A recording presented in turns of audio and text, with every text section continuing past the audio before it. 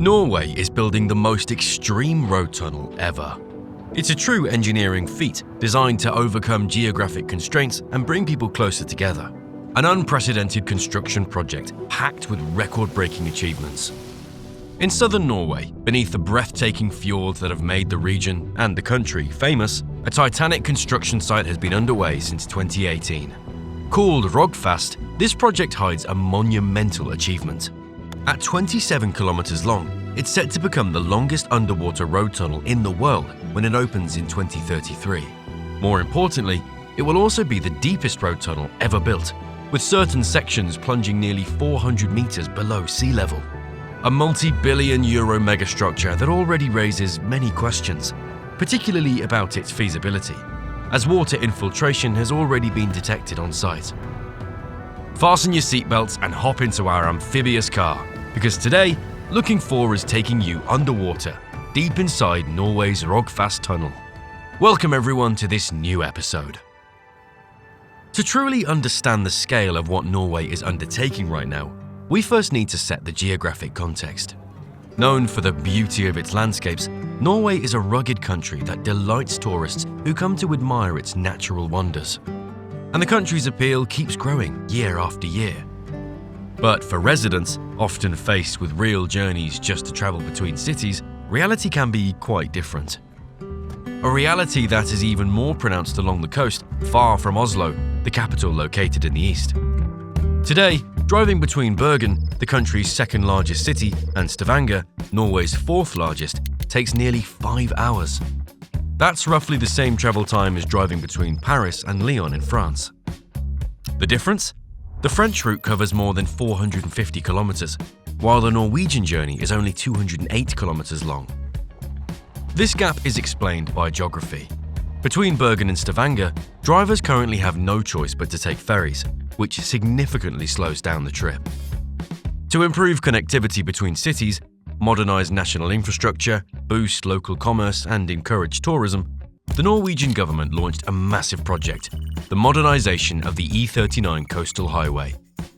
Stretching 1,360 kilometers, it's considered one of the most scenic roads in the world.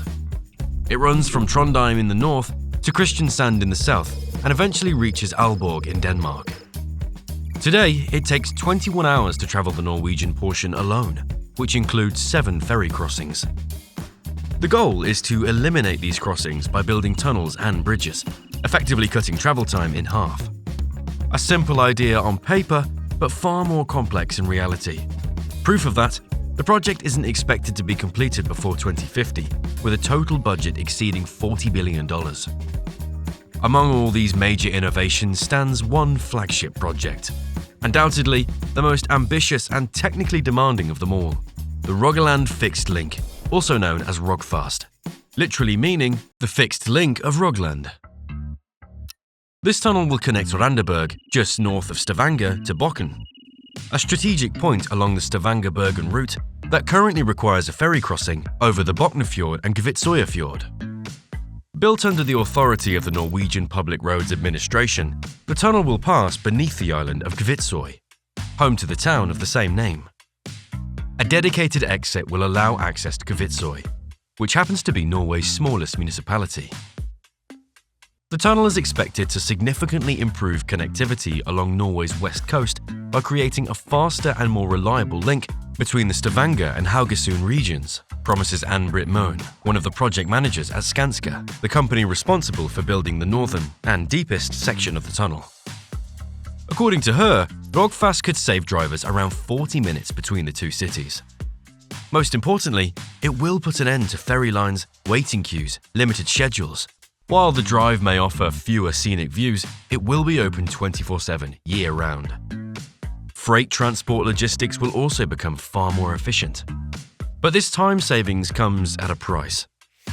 Rogfast will measure 26.7 kilometers in total.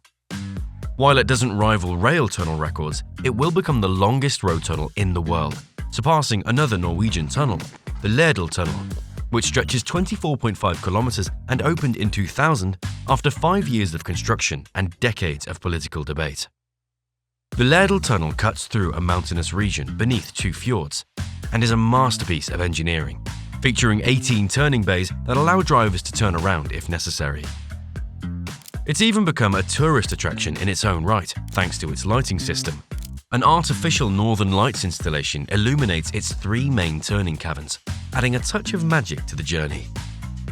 And Norway isn't alone. Across Europe, massive infrastructure projects are multiplying to improve mobility, even if that means literally moving mountains. I've linked a video in the description about 2 ongoing megaprojects that could permanently reshape Europe if you're interested. But let's get back to Rogfast. The tunnel will consist of 2 separate tubes, each with 2 traffic lanes, fully dedicated to road vehicles.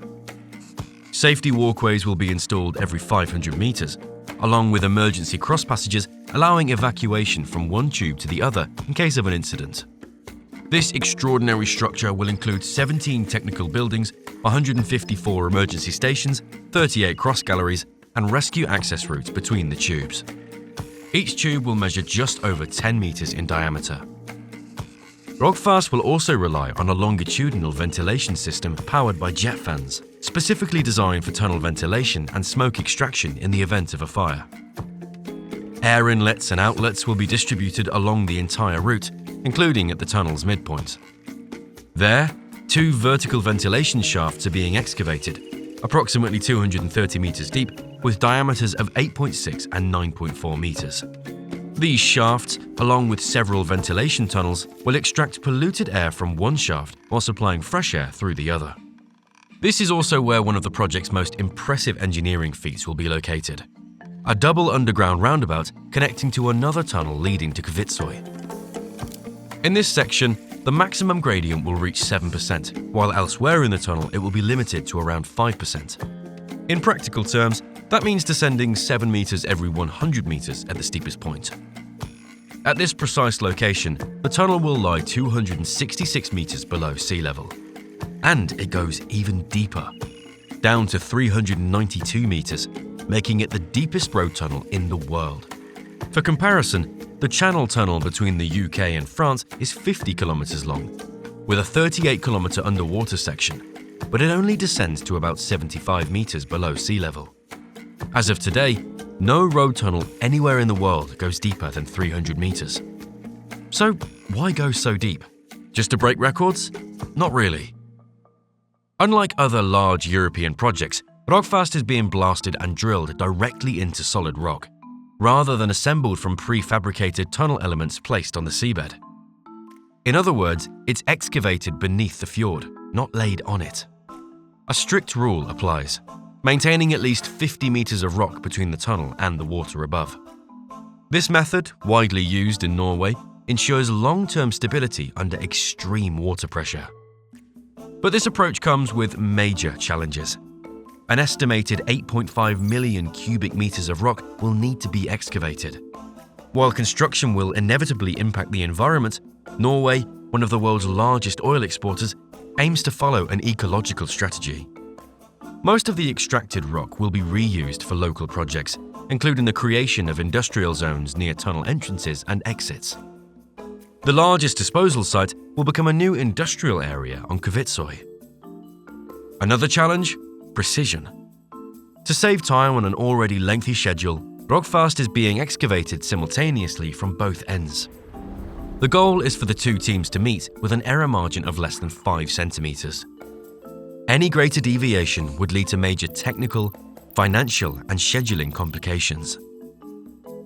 This is surgical engineering, requiring cutting-edge technology.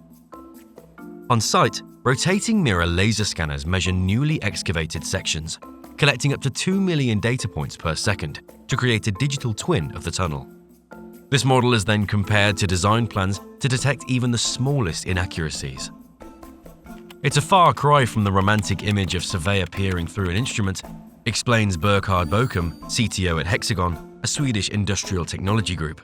But it saves time, money, and avoids costly material errors. Engineers also rely on advanced grouting and waterproofing techniques to keep the tunnel dry and stable, constantly fighting the risk of seawater infiltration. Despite all precautions, significant saltwater leaks have already been detected at depths of 300 meters below sea level. One of the biggest challenges so far has been finding grouting methods effective enough to seal the rock. We are constantly working to identify the best methods to ensure safe and efficient working conditions for everyone, Ann-Britt Moen told CNN. This extraordinary project is already very real. Construction began in January 2018, but was halted in late 2019 due to cost overruns, leading to contract cancellations and a full project restructuring. The COVID crisis then paused work for several months. Construction resumed in late 2021.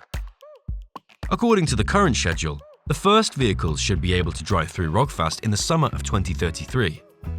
Estimated cost, 25 billion Norwegian kroner, or more than 2.1 billion euros.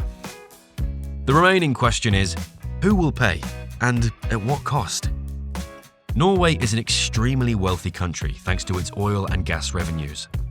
The government has announced it will cover 40% of the project, with the remaining 60% paid by drivers. As is common in Norway, tolls will be installed to repay construction costs. Around 6,000 vehicles per day are expected at opening. But how much will it cost to use the tunnel? For now, no one knows. And what if tolls are high enough to discourage drivers? Again, few answers. At full operation, traffic could reach 13,000 vehicles per day. But if it exceeds expectations, congestion could emerge, potentially reducing the project's initial benefits. Critics also point to other weaknesses, accusing authorities of overlooking safety, environmental and budgetary concerns. Environmentally, opponents argue that dumping massive volumes of excavated material elsewhere in the fjord could harm ecosystems and biodiversity. In terms of safety, scenarios involving accidents, fires or blocked tunnel entrances are seen as blind spots. That said, large infrastructure projects always face opposition, sometimes justified, sometimes not. No road is safer than a two-lane tunnel with no oncoming traffic, responded Oddvar Kamo, project manager at Statens Vegvesen, Norway's road authority. As for the unthinkable, he adds, it can just as easily happen on a plane, a train, or a ferry. To address potential risks, a real-time alert system will detect breakdowns, traffic jams, and incidents. Cameras and radar systems will continuously monitor vehicles. Finally, critics also highlight potential regional economic impacts. If Rogfast succeeds, ferry services and the jobs linked to them could disappear altogether. And for good reason. Rogfast's ultimate goal within the E39 modernization plan is to eliminate all ferry crossings by 2050. Authorities, however, emphasize future jobs tied to tunnel operations and maintenance, as well as potential economic growth from new industrial zones planned at both ends of the tunnel. For now, construction continues. In November 2025, Norway's public broadcaster NRK reported that the E03 section between Megaproject and Kvitsøy had reached 52% completion. It's the largest and most complex of the project's 4 sections. A clear sign that work is progressing, even though many milestones remain before the plan's 2033 opening. And this is where our journey ends for today. If you'd like me to follow the progress of this project in the future, let me know in the comments. See you soon on Looking For.